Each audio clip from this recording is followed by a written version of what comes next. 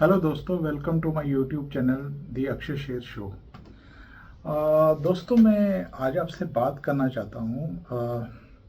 अभी जो हमारी मोदी जी की यूएसए में जो विज़िट हुई और जो यूएसए के प्रेसिडेंट हैं डोनाल्ड ट्रंप से उनकी मुलाकात हुई, तो वहाँ पे काफ़ी हमारे ट्रेड एग्रीमेंट्स भी हुए हैं, हमारे डिफेंस से रिलेटेड भी एग्रीमेंट्स हुए हैं।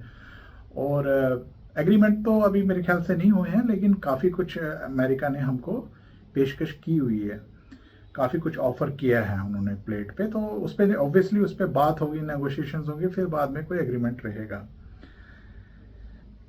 लेकिन जो हमारे पड़ोसी देश है पाकिस्तान, उनको बड़ी मिर्ची लग रही है जब से हमारे मोदी साहब गए हुए हैं, लौटे हैं जब से अमेरिका से। हमारे जो पड़ोसी देश के जितने भी इंटेलेक्चुअल्स हैं, जितने भी यूट्यूबर्स हैं, या उनके पाकिस्तानी ऑफिशियल जो पाकिस्तानी जो उनकी मीडिया है, या उनके जो यूट्यूब चैनल्स हैं जो प्राइवेटली चलाते हैं कई लोग, एक दो को छोड़ के, दो तीन को छोड़ के, जो थोड़ा सा एक सेंस में बात कर रहे हैं। बाकी तो ऐसे इस चीज़ को कहते हैं ना कि इस चीज़ को वो फ्लॉप करने के चक्कर में है। वो ऐसा समझते हैं कि this is a flop show. जैसे उनके हर एक उनके मिनिस्टर या उनके जो भी नुमाइंदा जाता है पाकिस्तानी वहाँ अमेरिका में, तो उनके लिए तो वो फ्लॉप शो क्या, वो सुपर फ्लॉप शो होता है, क्योंकि उनको तो कोई घास नहीं डालता है। तो सिमिलरली ये इसको भी उसी पैटर्न पे लेके देखते हैं। ये सोचते हैं कि हमारे मोदी जी जो गए थे तो उनको भी कोई कुछ मिला नहीं वहाँ से आके, हैं, और अगर कुछ मिला भी तो वो कुछ खास नहीं है, ठीक है ना। उससे पाकिस्तान को कोई लेना देना नहीं, कोई किसी तरह का कोई डर नहीं, कोई कुछ नहीं। असल में वो बहुत डरे हुए हैं, बेसिकली वो बहुत डरे हुए हैं। उसका रीज़न ये है कि पाकिस्तान को पता है कि वो कल को अगर कुछ इंडिया ने कार्रवाई की तो अलग थलग पड़ जाएंगे, उनको कोई नहीं बचाने आएगा, इवन चाइना भी नहीं। चाइना तो तब भी नहीं आया था जब 1965-71 की वॉर में भी चाइना तब भी नहीं आया था इनके साथ। इवन 99 में जो कारगिल वॉर हुई, वो तो उनके बिल्कुल पड़ोस में लड़ी गई, चाइना के पड़ोस में लड़ी गई वो कारगिल वॉर। तब भी उन्होंने उनकी कोई मदद नहीं करी, तब भी वो रोते हुए अमेरिका के पास ही गए थे।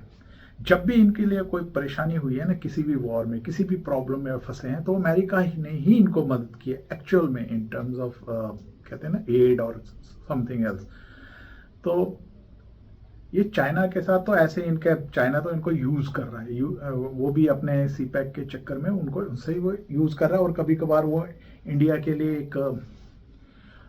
के लिए थोड़ा सा एक किस्म का होता है ना, हमारे लिए वो साथ में एक परेशानी रखना चाहता है कि साथ में, क्योंकि हम पूरी तरह से चाइना की तरफ डाइवर्ट ना हो, हम कुछ जो है पाकिस्तान, उनका जो प्रेशर है वो पाकिस्तान ले ले, जो चाइना का थोड़ा प्रेशर वहाँ पे वो ले ले, ताकि इंडिया दोनों तरफ से टू फ्रंट्स पे एंगेज रह सके। तो यही कारण है पाकिस्तान, अदरवाइज पाकिस्तान से कुछ नहीं उनको मिल रहा। उनको रोज़ वहाँ पे उनकी चाइनीज़ ही मारे जाते हैं, उनके प्रोजेक्ट्स बिल्कुल, उनकी हालत बुरी हो गई है प्रोजेक्ट से। उनसे सिर्फ उनको डोंकी मिल रही है, या तो उनको खाते हैं या उनका किसी और तरीके से इस्तेमाल करते हैं, न जाने किन चीज़ों में वो इस्तेमाल करते हैं। और तो पाकिस्तानी इसको बिल्कुल ऐसे डिनाउंस करने के चक्कर में है, ऐसे कहते हैं कि जैसे कुछ हुआ ही नहीं वहाँ पे जाके वो कहते हैं जी हमको F-35 मिला तो क्या हुआ, वो तो हमारे पास J-20 कुछ something, J-14, J-20, J-30 something, उनके पास कोई चाइनीज़ प्लेन आने वाला है 5th जनरेशन, तो हम वो उसके मुकाबले F-35 कुछ है ही नहीं। तो कॉस्टली मशीन है, वो है, ये है, इंडिया के मेंटेनेंस का चक्कर है, वो कल को मेंटेनेंस की प्रॉब्लम आएगी, वो आएगी, हर चीज़ पे वो, जैसे कि उस जितनी भी नॉलेज उनको, जितने भी कहते हैं ना, वो जितना भी टेक्नोलॉजिकल नॉलेज जो है वो उन्हीं के पास है। उनको कख नहीं पता, नानू कख नहीं पता, ठीक है ना। वो सिर्फ अपना क्या करते हैं कि बस बैठ के उधर टाइम पास करते हैं और लोगों को गुमराह करते हैं।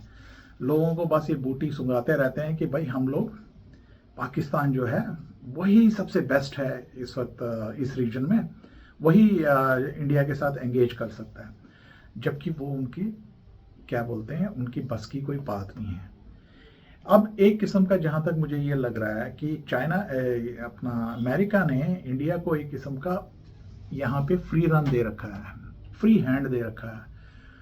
वो अब चाइना को कंटेन करने के लिए, चाहे बांग्लादेश का इशू हो चाहे पाकिस्तान का इशू है, अंदर अंदर कुछ बात हुई है, चलो चाइना का तो पता ही है सबको, लेकिन बांग्लादेश और पाकिस्तान के रिगार्डिंग मुझे लगता है कि ट्रंप एडमिनिस्ट्रेशन ने इंडिया को कहा है तुम इसको जैसे मर्जी डील करो।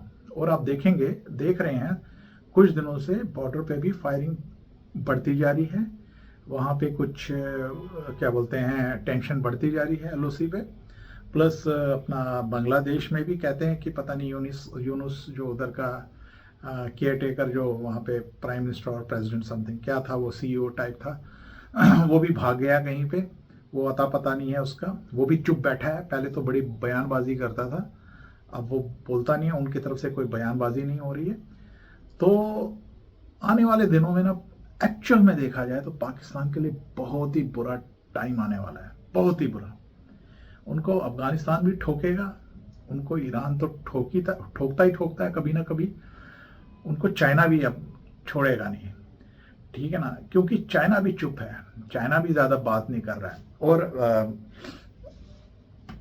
इंडिया को कहा है कि भैया, ऐसा लगता है कि इंडिया को कहा है तुम जो करना चाहते हो उनके साथ करो, लेकिन अमेरिका देखता है कि भाई अपना उनका इंटरेस्ट सेफ रहना चाहिए, वो यहाँ एंगेज नहीं होना चाहते हैं, वो चाहते हैं यहाँ पे कोई चौधरी बिठा के रखें, यानी कि यहाँ पे कोई इंडिया जैसा कोई पावरफुल इनको मतलब हमको मदद दे के कुछ जितना पावरफुल इकोनॉमिकली और वो बनाना चाहते हैं हमको वो बनाएं, और चाइना को कंटेन करें, और साथ में पाकिस्तान के साथ जो ठुड्डे मारने हैं वो मारो पाकिस्तान को। तो मुझे लगता है इस तरीके से अमेरिका ने इंडिया को एक किस्म का फ्री रन दे रखा है, और आने वाले दिनों में पाकिस्तान के लिए बहुत दिक्कत होने वाली है। ये जो पाकिस्तानीज हैं ये जितना मर्जी यहाँ पे क्या बोलते हैं हवाई बात करते रहें अपने चैनल्स पे आके, मिलना उनको कुछ नहीं है, होना उनके साथ बहुत बुरा है। और अब मुझे ऐसा लगता है कि इंडिया उनके देश के टुकड़े करेगा, डेफिनेटली टुकड़े हो जाएंगे, क्योंकि अब उनकी खैर नहीं है, ऐसा मैं मानता हूं। और पाकिस्तानियों को इससे सावधान रहना चाहिए। दोस्तों आज के लिए बस इतना ही, कल फिर मुलाकात होगी, किसी नई टॉपिक पे बात करेंगे। Bye bye, thank you, good night.